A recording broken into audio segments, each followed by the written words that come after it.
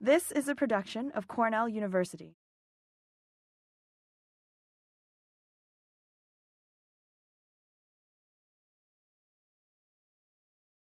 We're starting. We wanted to wait a few minutes because the road was closed and it's very cold, and we thought some other people might show up.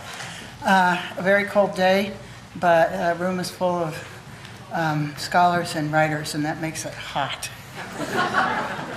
James McConkey came to Cornell in 1956 and taught here until 1992. And I may add, I don't think he missed a reading in that time. And he certainly continued to attend readings in this room and others.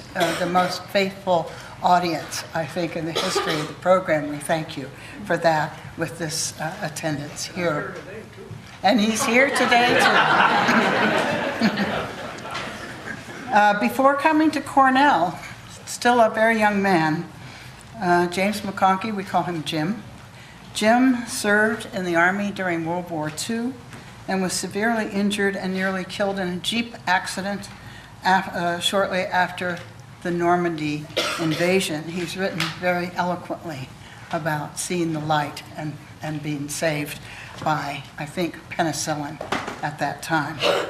Eventually, he went to the University of Iowa, where he received a PhD and overlapped with a writer named Flannery O'Connor. After serving as a professor in Kentucky, and he's written a whole book about that experience, he took a position at Cornell. Nabokov was still here, and so were two of what became many of Jim's famous writer-reformer students, Thomas Pynchon and Richard Farina. I might add that two other of his former famous students, well, at least one's a student, was Laurie Moore, and Alice Fulton was also here when Jim was teaching. Two big names. I don't know if Alice is here, but I'll call out to you. Jim, after he retired in 1992, he continued to write and publish. During the time he was at Cornell, he was an editor of Epic. He was the chair of the Council for the Arts. He was the arts advisor to the provost, and he helped found the MFA program, which has brought many of you to this room today. He also helped in many different ways, but also chiefly as an advocate, sustain the undergraduate and graduate writing programs when there wasn't a lot of enthusiasm among quite all of the English faculty. And when there was very little funding for writers or for readings or for Epic. I think I can safely say that we would not be gathered here today as a writing community and reading community if it were not for the work on behalf of the English department, the program in creative writing, and the university, the work of Jim McConkey. The occasion of this reading is the republication of Jim's book, Court of Memory, and I think it has a new title. Is it now called The Complete Court of Memory? The Completed Court of Memory. One of 14 books that Jim has written or edited, and surely one of the best books ever written by an American. I first encountered the book in the New Yorker when sections of it were being published, and could not believe my luck when the next year I got to meet the author and take a position in his university. When I returned to my home university after my interview, and it was a nearly disastrous interview, but I think because I did so poorly, Jim led the writers in voting for me. I think it was a kind of a pity vote, and they said, if we don't hire her, I had the same experience when I was a waitress. If we don't tip her, she won't make any money. And I think they thought if we don't hire her, no one will. And when I got back to my home university, the first question the fiction writers asked me was, did you meet James McConkey? Is he nice? Because how could anyone be as nice as the James McConkey is in those brilliant stories that are now appearing in the New Yorker? That's a true story, Jim. Is he nice? It's hard not to think of Court of Memory as a book of fiction, although Jim has said that it is not fiction and that his project for many decades has been to write about real life and not make anything up. and reflect on life and not make anything up while reflecting. What he writes about is his family life and the animals that share it. And I was once a part of a house sitting team and fed many of those animals. It was amazing how many there were. There were horses, dogs, cats, and there were some birds that seemed to be expecting to be fed as well. I mean, wild birds that came. It was like going to the home of St. Francis. His life has not always been happy. His father, and he's written about this, his father left the family for 3 years to marry another woman, so there's been some darkness there, some reason to be unhappy. But Jim McConkey always writes his way back to the light. Rarely have I encountered in any writer's writing a heart as large as the heart of Jim McConkey. To read him is to experience the capacity to forgive and the capacity to love. I mean that literally. I feel at times as if I have loved Jim's 3 sons, and I've only met one of them. In fact, I just met another one and a son-in-law, but I feel I've loved you all my life, Larry. Because if you are reading good work, whether you call it fiction or just narrative, you experience the powerful emotion that created that work. And that's one of the reasons it's always a pleasure, and it's also very moving to read something by James McConkey. Today, some of his family is here. That's why I've met more than one son, and I would like to welcome them, Larry and Diana, as well as Chris, and ask you to join me in welcoming Jim back to Cornell and back to the podium. Thank you.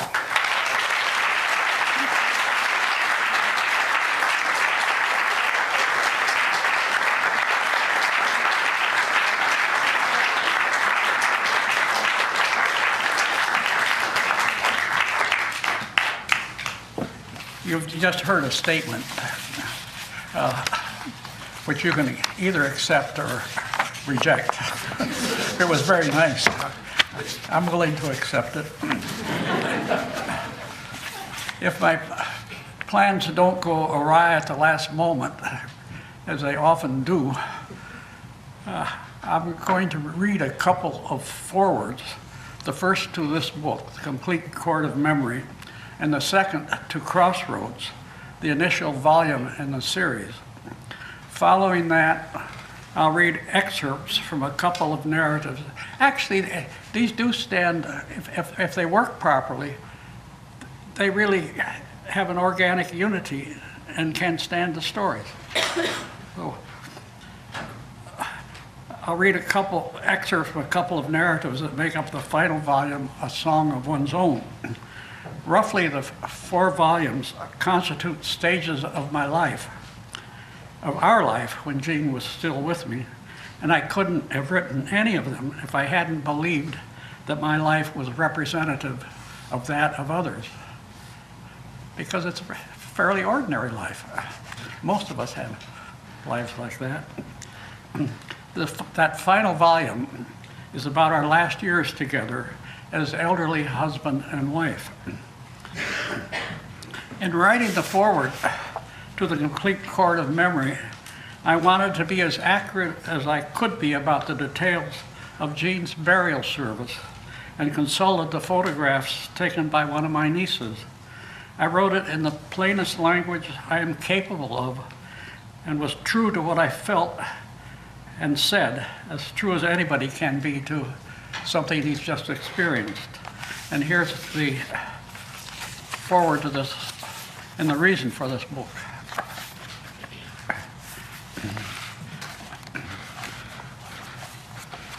Gladys Jean, my Jean, died at our home, the Greek Revival farmhouse at the Crossroads we bought more than 50 years ago.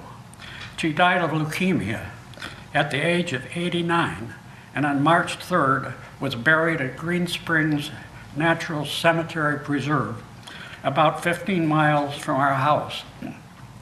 Green Springs is unusually high ground, and provides lovely vistas of hills, forests, and valleys. It is often windy there, and in winter covered with snow. In other seasons, as grass rises and then ripens in the meadows, Green Springs becomes a habitat for birds. Statuary, mausoleums, headstones, constructions of any kind are prohibited. Natural burials are as simple as possible and are intended to avoid environmental harm. Jean's body, wrapped in a shroud, was carried on a plank through snow on a path of pine boughs to the gravesite. A blue canopy covered the open grave and the space for spectators to stand. A cushioned folding chair was reserved for me, Jean's 91-year-old survivor. The service, at my request, was limited to family members. They were our 3 sons, both of our daughters-in-law, Jean's nephew, Dale, who lives with us, one of her nieces with her husband, and a grandniece. From long custom, I use we and our as if Jean were still alive. It's a habit I don't mind holding on to. 2 thick boards have been placed over the narrow part of the grave. The 4 pallbearers, Dale and our 3 sons, Larry, Chris, and my namesake Jim, the plank containing the shrouded body to those boards, where it remained during the brief service led by the coordinator of spiritual care for hospicare. After several minutes for silent meditation, she asked us to share with each other our reflections, to say whatever was on our minds. We were bundled up against the cold. We were surrounded by snow. We were gathered around a body that, encased in its white shroud, was shaped like a carrot. A description like that sounds bleak, but that is almost the reverse of the setting's effect upon me. First of all, that shrouded figure was not Jean. Her consciousness, her mind, her memory had vanished, fled. Her body would soon be returning to the natural world from which it had come, and that would be true of mine and the bodies of us all. I felt an intimacy with the others at that gravesite that went beyond family, and of course it came from the knowledge that all of us, all living creatures are mortal. I listened while other family members spoke about their memories of Jean, though I decided not to say anything because I didn't want to break down the way survivors often do at funerals. I was surprised to find myself speaking of something that had never occurred to me over the decades that I've been writing the autobiographical narratives that constitute core of memory. Hadn't realized really until I heard my own voice now acknowledging this new awareness. Jean is so crucial to this major work of my writing career that I couldn't have written it without her presence. The present volume, The Complete Core of Memory, is dedicated to her. It reprints the 3 previously published parts, Crossroads, The Stranger at the Crossroads, and Stories from My Life with the Other Animals, and provides a conclusion to the series. A Song of One's Own, the final part, consists of personal narratives not previously collected. And then reading next another foreword to Crossroads.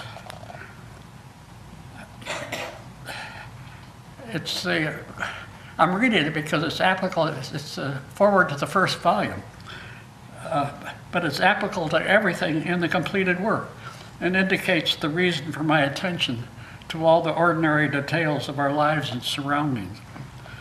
It gives you maybe a greater sense of the content of the book, of the complete book. One night more than 20 years ago, let's say 50 years ago now, as I sat in the basement study of my former home in Ithaca, New York, I underwent a change so radical that it transformed my apprehension both of the world and of valid reasons, valid modes for writing about people. It was one of the earlier winters of our continuing Cold War with the Soviet Union. I can't remember the precise event that led to my change, for it merges in my mind with so many similar ones in the late Eisenhower, early Kennedy years, that the resumption of nuclear testing by the Soviet Union and then by the United States, the fear that led to the construction of family fallout shelters throughout America, and I know a number of them right here in Ithaca, and the crisis first over Berlin and then over Cuba all seem to have occurred during the daylight hours preceding that January night. The house was on a slope, so that the study was ground level, with windows facing the backyard. My children's German Shepherd, now long dead, lay sleeping on a couch near my desk. It was late. When I was younger, I chiefly wrote in the hours surrounding midnight, and my wife and children also slept 2 stories above. I had just finished writing a story, a fairly conventional third-person narrative in which a child assumes the cold and impervious nature of his mother in order to defeat an emotional and wholly vulnerable father. I was dissatisfied with it, though I thought it well written. What did that story have to do with my present feelings? What did it have to say about a society that might destroy itself with nuclear missiles very soon? Always I had assumed my love for my wife and children, but not until that night did I know its extent. Everything about me had become transformed. My desk, the books on the shelf, my reflection in the dark glass. Momentarily, I turned off my lamp so that I could see what lay beyond my window. Snow covered the ground and was shimmering in the light of the stars. I could even see the whiteness of a little mound of it in an empty bird's nest in the bare branches of the maple. The nest possessed for me a sudden, quite extraordinary value, and so did the cold, moist nose of the dog. The meaning inherent in that nose was so intense that I will remember it all my life, the simple experience of touching it. The story I had written was unsatisfactory because it was made up. This was discussed earlier very nicely. A fiction, one devoid of the sacredness I saw everywhere about me. The only way open to me to communicate the strength of my feelings was through myself, through my intimate experiences, through memory and personal observation. I did feel kinship with a character from fiction, though, Conrad's Decoux in Nostromo, a great novel. As he, awaiting the destruction of a city and political state, writes a long letter about his activities to his sister in France.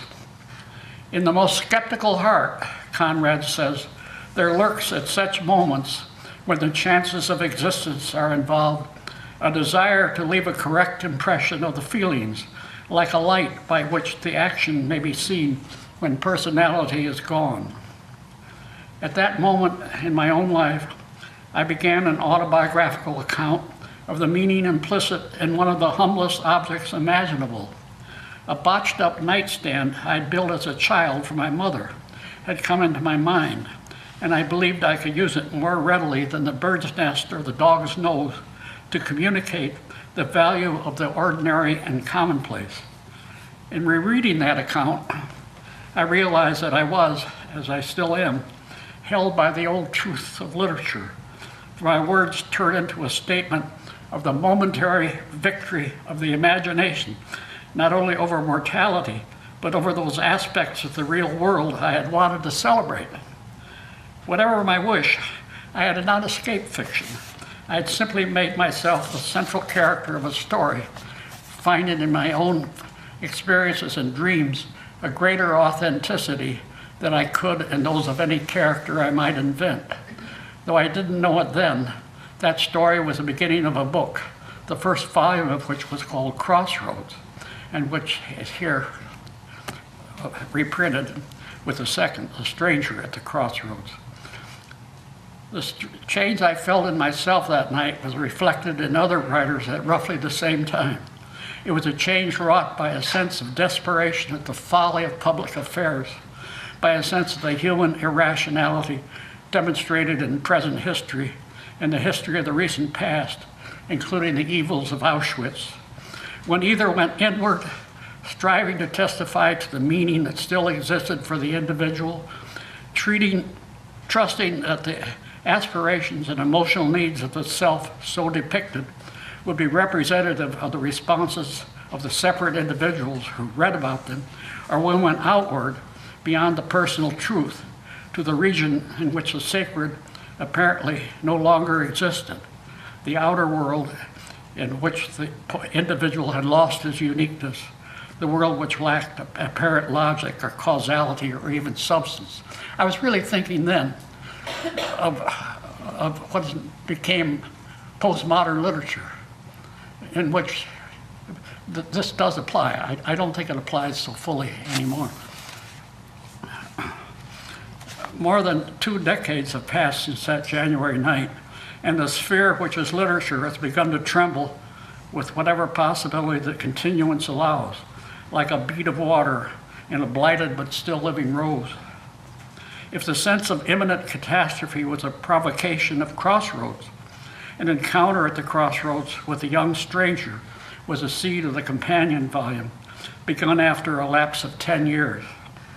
In telling me of his most intimate concerns, he needed a listener, maybe for his survival, and I was the first he found.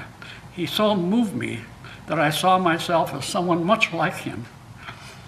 I became, in a sense, a stranger at my own crossroads, a man well into his middle years, desiring, now that his children were grown, to understand himself all over again, to rediscover a personal order, and to communicate what he found to anybody who would listen.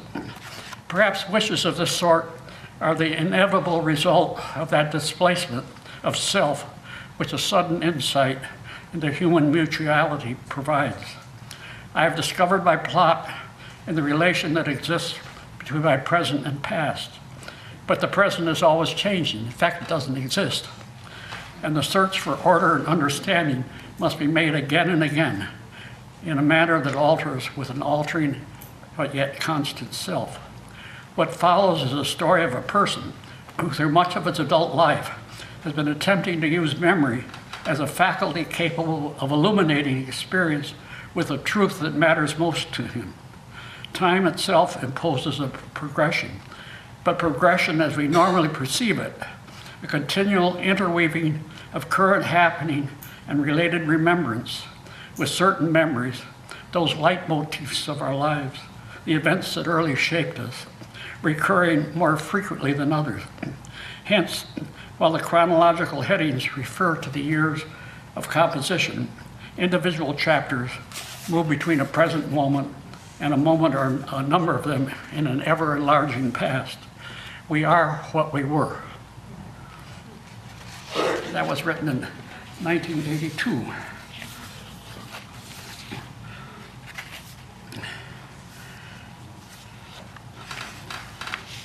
Then I'm going to read now just 2 excerpts from material in the last volume.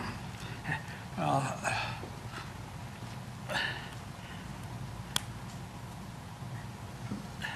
trying to think precisely. There are 2 accounts from the final volume of the book, and they're both excerpts, one very brief. The first one is from Happy Trails to All. I wrote it primarily for myself. I wasn't concerned about publication. In fact, I didn't even think, at that time, there was questions that occurred to me that I wanted to answer for myself, and I sat down to write it. And I didn't really think it would be published, but I sent it to Ann Fadiman, the American scholar. She not only accepted it, but with her board of advisors, chose it as the best entry, best piece of the whole year, which was very good for my ego. You know, I'm trying to think. You know that phrase, why I write? Someone has said the answer is obvious in the vowels of each word.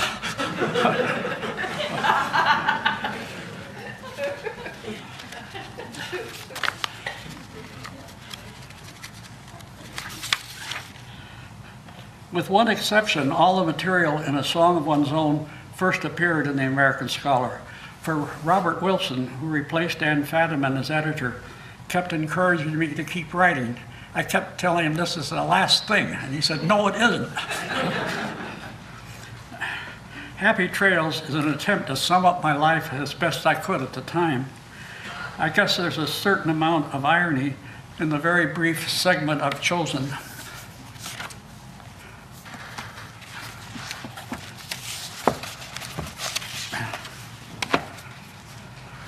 I may be in my 80th year. I'm in my 93rd year right now, but I'm still trying to explore and understand my own psyche. That's also still true. It almost scares me to say it, but I consider my life so lucky that I feel blessed. I always enjoyed the work that supported my growing family. The first paycheck I received gave me a kind of puritanical guilt as payment for fun. I love and respect my sons, their characters, as well as their achievements over the odds, including the genetic ones they inherited from me, that face us all. I think that the attachment between Jean and me has deepened over, at this time, 56 years of our life together, into the kind of bond that marriage partners can only promise each other at the altar. Despite the concluding words of the chorus in Sophocles' Oedipus the King, less accurate than some though it may be, the translation that always comes first to my mind is called "No man happy until he carries his happiness down to the grave in peace." I told myself a number of years ago that Jean and I had won.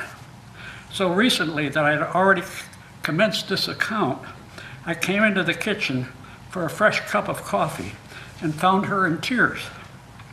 When I asked her the reason, she said she'd just been listening. The little kitchen radio, tuned to a national public radio station, was still on, playing at a low volume a familiar tune, familiar melody, to Garrison Keillor's The Writer's Almanac. He had recited as his poem for the day that well-known sonnet by Shakespeare, linking love to the ever-growing awareness of mortality, to the knowledge that life, like a fire, ultimately consumes itself. This thou perceivest, which makes thy love more strong, the concluding couplet has a lover tell his beloved, to love that which thou must leave ere long. Later that day, she said to me, "But we have one, haven't we?" It was more a brave affirmation than a question. Maybe only those who are embittered, who feel cheated by life, fear death. Neither Jean nor I fear the extinguishing of our own lives, but will the one who survives the nullification of the other's consciousness be strengthened enough by the past to feel himself or herself still a victor? By winning, you obviously lose an enormous amount, but only a fool can complain. And I'm trying not to be a fool as best I can. And finally, the opening to a piece called Fear of Falling. It's quite different in tone and spirit. It describes my days as a student janitor on a working scholarship at Cleveland College, mainly an adult education center on Public Square in downtown Cleveland during the last years of the Great Depression. It includes the episode in which Jean and I first met. Like most college graduates, I am fond of my alma mater, though it exists only in historical records and the memories of those who attended it. In 1939, when I entered Cleveland College on a working scholarship, it seemed solid enough to last for centuries. A 7-storied stone building on Public Square, the center of downtown Cleveland, with stout Roman goddesses supporting the balconies on its facade. And its hallways, elevators, and classrooms were crowded with students, enrolled less for a degree than for courses to abet their knowledge of culture or to provide skills necessary for employment or a better job. Each year, 20 students from the Cleveland area were granted scholarships like mine, and we made up the majority of the full-time students. The Depression had not yet lifted, and without those scholarships, few, if any of us, could have attended college. In our first year, we had no work assignments, but as sophomores and upper-class students, some of us were elevator operators during the evening rush hours, while others sold textbooks or supported the staff in the mailroom, the publicity office, or the telephone switchboard. Although other students were later to join me, I was the first to serve as a janitorial assistant, and it seemed likely that the initial task that Joe Wilkes, the head custodian, gave me was simply an attempt to find something to occupy my allotted work hours. As instructed, I reported to him at 7 a.m. on a Monday morning. He led me to the basement locker room for women students, connected to the sinks and toilet stalls of the adjoining restroom by an archway, a big archway, without doors. My task was to dust off the tops of the 10 to 12 rows of lockers before the first woman arrived. It embarrassed me to be assigned such a task, not because of its humble nature, but I was a male in a place where I didn't belong. To complete the chore as quickly as I could, I used Joe's tall stepladder to climb to the top of each row. Moving on my knees, I sent a cloud of sooty dust and filaments of spider webs into the air and into my lungs. Despite my haste, the first young woman arrived before I was finished. Dismayed by her presence, I imagined she would be alarmed to find a man crouched on a locker above her head, a filthy rag in his hand. And so I called out to her as cheerfully as I could, "Don't mind me, I'm just working my way through college." Those words were the first ones I spoke to the slender and dark-haired girl I came to love. England and France had just declared war on Germany, but I, like most other Americans, felt our country safe from foreign strife. Throughout the years of my public schooling, I've been taught again and again the folly of warfare, with World War I as a prime example.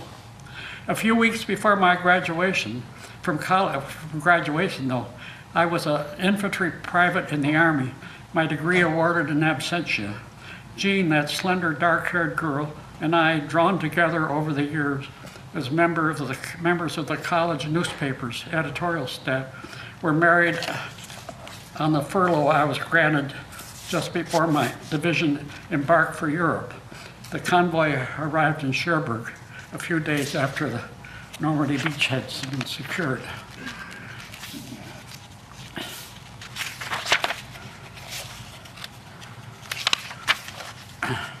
Serving as an obedient neophyte on a janitorial staff is not a bad preparation for service as an Army private. For example, my experience helped me pass inspection whenever a platoon lieutenant put on white gloves to test for dust on the frame of my bed or in the corners of the heist window behind it. Impressed by my speed in dusting locker tops, Joe Wilkes promoted me to the crew of custodians that on Saturday mornings washed and polished the tiles of the first floor lobby and wide corridors. And that experience proved pertinent in the Army too.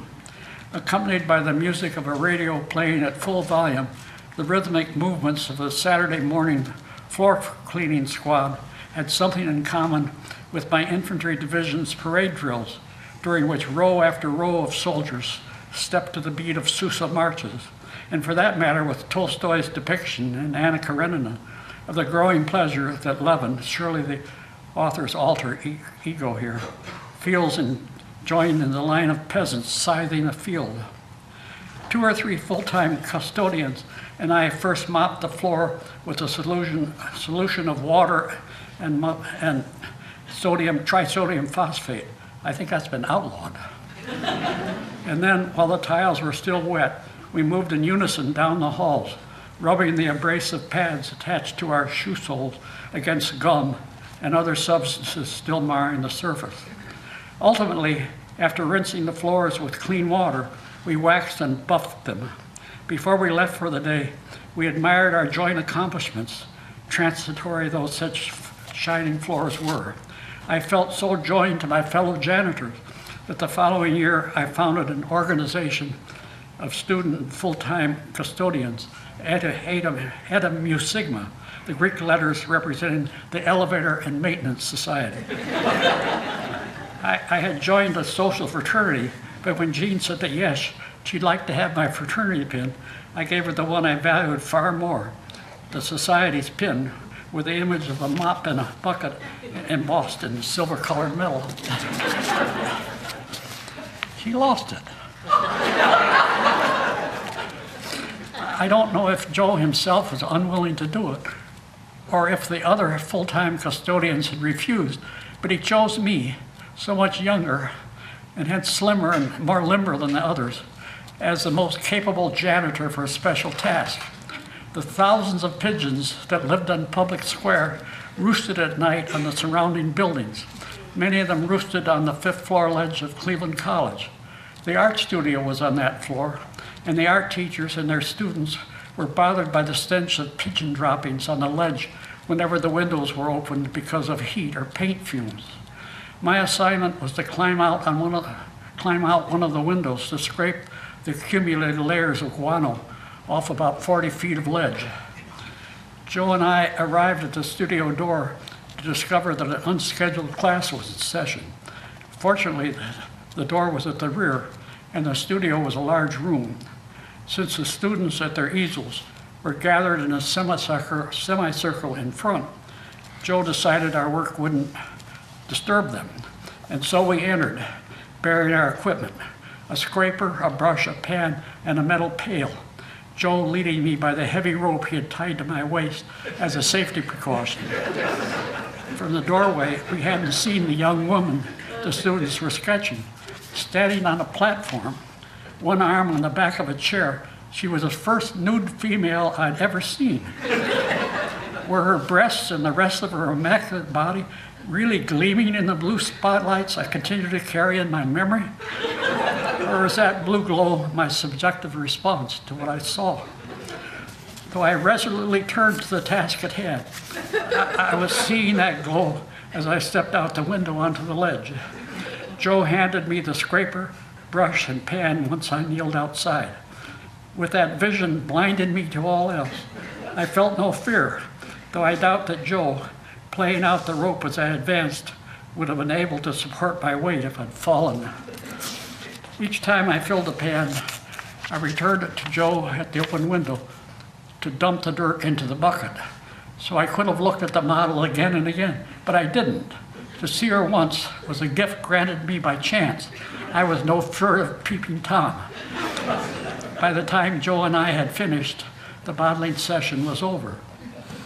The generations of undergraduates I taught at Cornell in the second half of the last century would have been amused, I imagine, to hear that at their age, their professor's first view of a naked woman enabled him to clean pigeon droppings from a high ledge of a college building without the slightest fear of plunging to his death.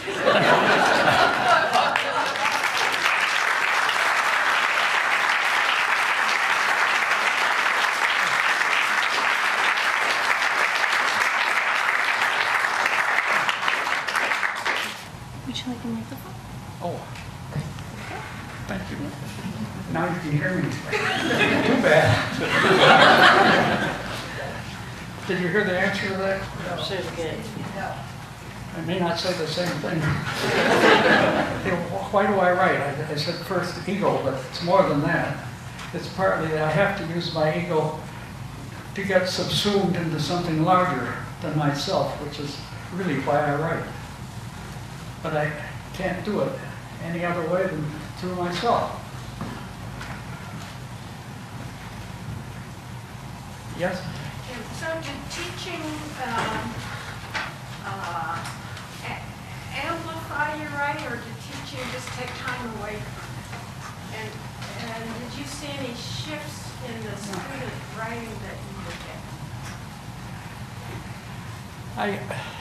Like all teachers, I've sometimes complained about the number of manuscripts I was reading, but no, I really feel that I taught generation after generation of Cornell students, and they all seemed idealistic, and they all were the kind of people I was very glad to teach, the kind of people who would make, if not good writers, good readers, which we have need of. It was a pleasure, and it really helped. It enabled me to maintain a sense of optimism about us, in spite of all the terrible things as a group we do.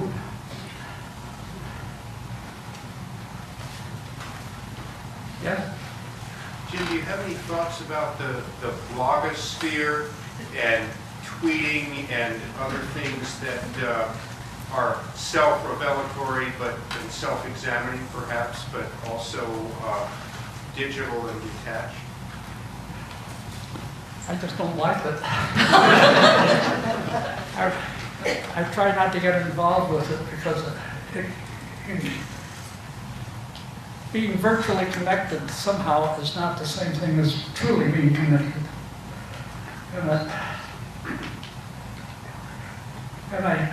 You know, E.M. Forster's motto in Howard's End was "Only Connect," and that's a pretty good motto. But I don't think you connect through most of the things that are available to us on the internet. You see, I'm very old-fashioned. Yes? I haven't had a chance yet to see the cover of. I haven't had a chance yet to see the cover of your book, but I know the earlier books were categorized sometimes as autobiographical fiction, and I was wondering whether this one has a slot that's been put on the cover, or how you yourself, what term you would give to your writing. We're kind of in the post-memoir times now, you know, Yeah, and your work preceded all that. What is it called here? It's very difficult to find the right word.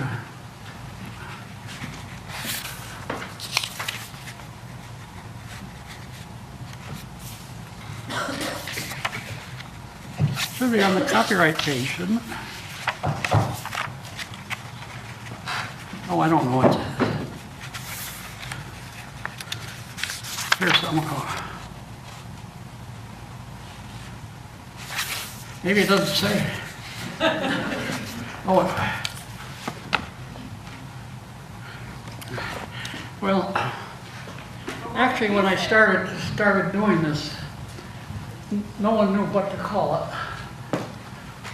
and it's not the same thing. It's certainly not the same thing you normally think of when you call something a memoir.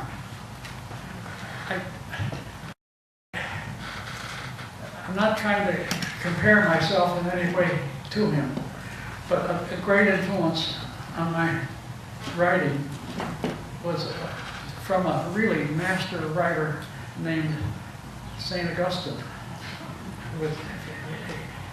In a way, you know, I took over from Nabokov the European novel course, and I taught it in a totally different way than he would ever have dreamed of teaching it, because I started the course with the Confessions of St. Augustine. It's not a novel.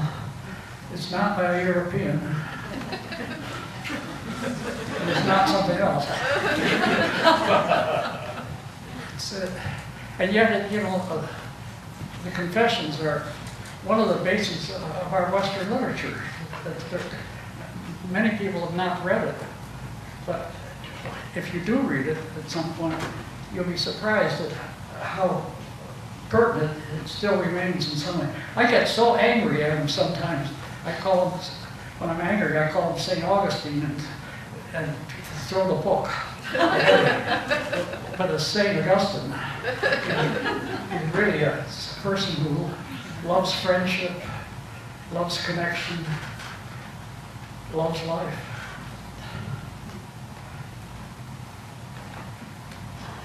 Yes? After you moved away from writing fiction, did it change how you taught fiction? I said what? After you moved away from writing your own fiction, how did it change how you taught fiction? How I talked, how I wrote? Did it change how you taught fiction? Oh, yes, of course it did. It changed everything I did. I can't precisely tell you why, but I became less interested in fiction that was just plot-driven, that didn't have something beyond the plot. And I wanted my students to be concerned with something beyond themselves. And some of them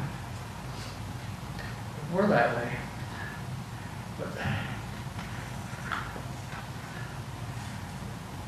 it's sort of interesting that you have to use the eye to the first person to get beyond it.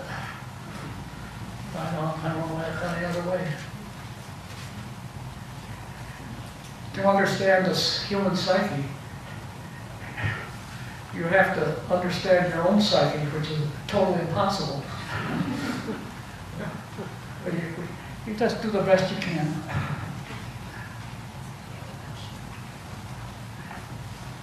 Yes? Jim, when you began writing, what gave you the most encouragement?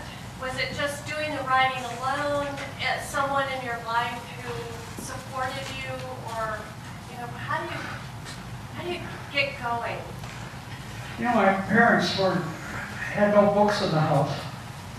It didn't come from them. But when I was in the 5th grade in Paducah, Kentucky, my father moved every year.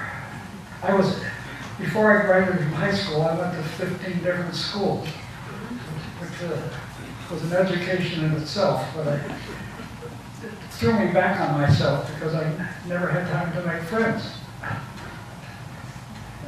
It turned out to be not a bad basis for writing, but in Paducah, Kentucky, a teacher asked us to write about Christopher Columbus's voyage to America. I was very naive then, but I did write about it. I didn't know about what happened to the indigenous people. I certainly didn't know that he would write back to Queen Isabella that he'd come across these natives, these Taino Indians. He said they're very gentle, they're very generous, they make great slaves. That was Columbus. But anyway, whatever I wrote about Columbus, in my naivete, the teacher liked very much, and she just encouraged you to continue writing. I don't remember her name. That's bad of me, but I don't. When I was in the 6th or 7th grade in Little Rock, Arkansas,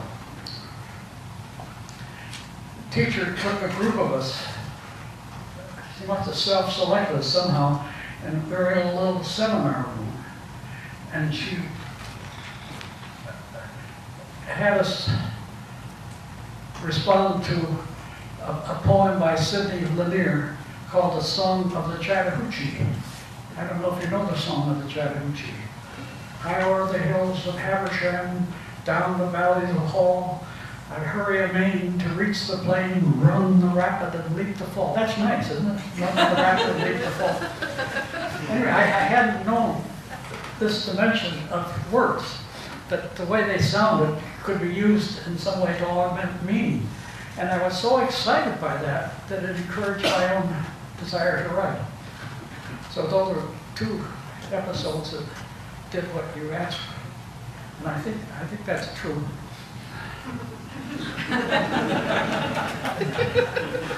It's true as anything I'm saying. Yeah? No Well, I don't question your honesty for a minute, Jim, but if you had decided to make up, If I had what?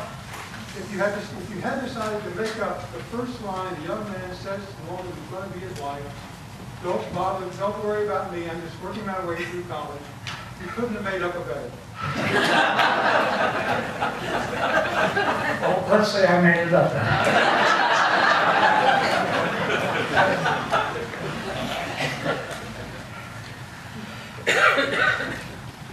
But if you want to find a marvelous wife, just be a janitor for her.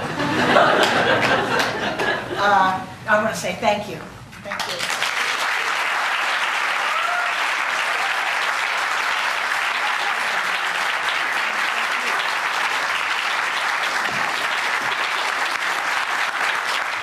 I think I forgot to tell you that the Zalaznick family is sponsoring this reading and all the readings this semester.